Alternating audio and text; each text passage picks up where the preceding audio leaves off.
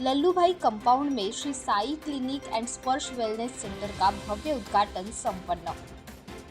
Doctor Sachin Jaiswal और doctor पूजा जायसवाल लगभग 20 साल से मानखुर्द के लल्लू भाई कंपाउंड में जनता को सेवा दे रहे हैं। उन्होंने मीडिया से बात करते हुए बताया कि मैं इसी तरह से आगे भी जनता की सेवा करता रहूंगा। डॉक्टर सचिन जायसवाल के क्लिनिक में कई सारी सुविधाएं भी शामिल है। नमस्कार। 20 सालों से मैं लल्लू भाई में सेवा दे रहा हूँ। अपना दवाखाना पहले 16 नंबर बिल्डिंग लल्लू भाई कंपाउंड में था। अभी दवाखाना 3 नंबर बिल्डिंग में आया हुआ है। यहाँ पर क्लिनिक 3 नंबर में नया है, लेकिन लल्लू भाई में 20 सालों से हम लोग सेवा दे रहे हैं। तो ये सेवा अविरत रूप से चल रही है। कोरोना में भी हम लोग पूरा टाइम सेवा दिए थे, अभी भी सेवा दे रहे हैं और आगे भी देते रहेंगे।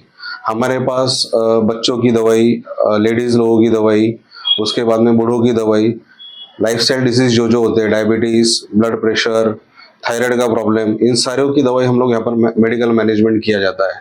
पेशेंट को कॉस्ट इफेक्टिव मेडिसिन दिया जाता है। कंसल्टिंग कम लेकर पेशेंट को बर्डन ना हो ऐसा मेडिसिन दिया जाता है, और पेशेंट को काफ़ी लॉन्ग टर्म तक हम लोग मॉनिटर करते हैं।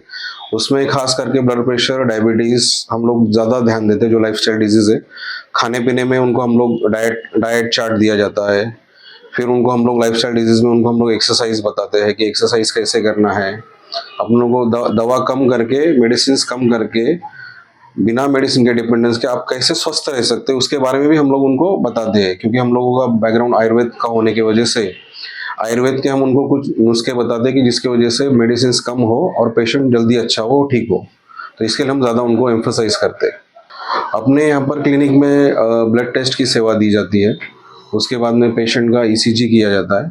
अभी 30 तारीख को गुड़ी पड़वा नया वर्ष शुरू होने वाला है, मराठी नया वर्ष शुरू होने वाला है।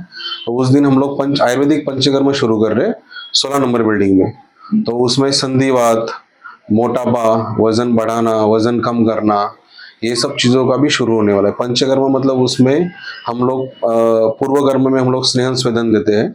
उसके बाद में वमन, बस्ती, नस्य, रक्तमोक्षण, ये सारे पंचकर्म का उसमें हम लोग इंक्लूडिंग करते हैं। तो वो सारे प्रोसीजर्स हमारे इधर ही होंगे, सेंटर में ही होंगे।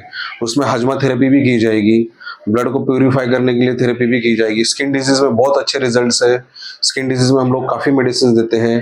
पेशेंट्स को खाने पीने के बारे में परहेज सबसे पहले बोला जाता है और फिर मेडिसिन दी जाती है।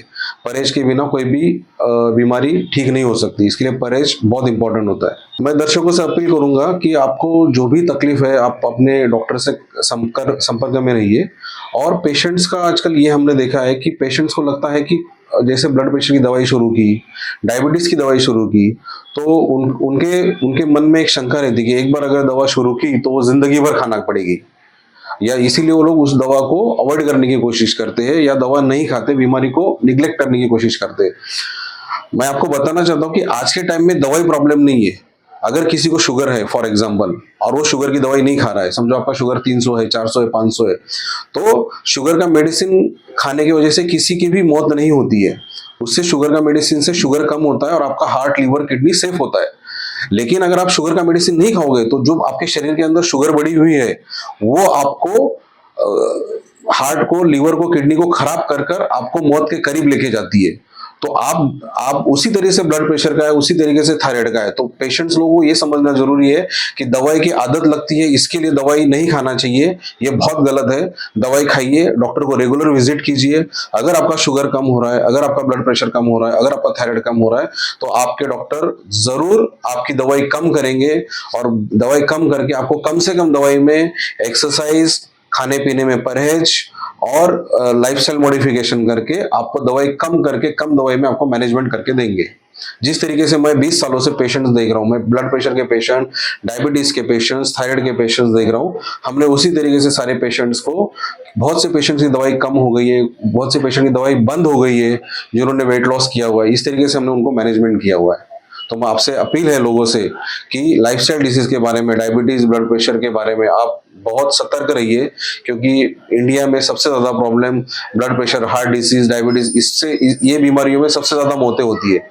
बिकॉज पेशेंट बराबर से दवाई नहीं लेते, यही कारण है। अभी आज क्षय रोग दिन के निमित्त मैं आपको एक बात बताऊंगा। क्षय रोग का जो भी प्रारंभिक लक्षण है कि शाम को बुखार शाम को बुखार आना, खांसी आना, लंबे समय तक खांसी रहना, आपका वजन कम होना, बिना कारण से वजन कम हो जाना, ये सारे लक्षण क्षय रोग की तरफ दर्शाते हैं। लेकिन हमारा गोवंडी शिवाजी नगर ये जो एरिया है क्षय रोग के लिए बहुत प्रोन एरिया है। अगर आपको कोई भी ऐसा तकलीफ है तो अभी अलर्ट इंडिया के मार्फत भी बहुत सारी फ्री सुविधाएं दी गई है। तो फ्री सुविधाओं का आप डॉक्टर के मार्फत उसकी जो भी फैसिलिटीज है आप वो लीजिए, अपना इन्वेस्टिगेशंस कराइए और इन्वेस्टिगेशंस करा के जो मेडिसिन है वो रेगुलर लीजिए। अगर आपको क्षय रोग से पीड़ित होते हैं तो आपने जो प्रिकॉशंस लेना चाहिए, मास्क लगाना, खांसते समय मुंह पे रुमाल रखना है, या जगह जगह पे नहीं थूकना है, ये छोटी छोटी चीजें, ताकि आप उस स्प्रेड वो चीज को आप वातावरण में स्प्रेड नहीं करके दूसरे से वो बीमारी दूसरे को ना हो, इसके बारे में विशेष ध्यान रखना चाहिए। और जो आपको मेडिसिन दी गई है जिस वक्त तक दी गई है वो खाना जरूरी है, नहीं तो सबसे ज्यादा केसेस गोवंडी शिवाजी नगर में है, एमडीआर एक्सडीआर के केसेस बहुत ज्यादा है। इसका कारण ही यही है कि दवाई पूरी नहीं खाई जाती है, दवाई आधी अधूरी में छोड़ देते हैं, ठीक हो गया 2 महीने में, आगे दवाई खाने की क्या जरूरत है, डॉक्टर जबरदस्ती दवाई खिला रहे हैं। इस तरह की पेशेंट की सोच होती है, उस वजह से एमडी और एक्सडीआर के केसेस मुंबई में बढ़ते जा रहे हैं और खास करके अपने एरिया में बहुत ज्यादा केसेस है।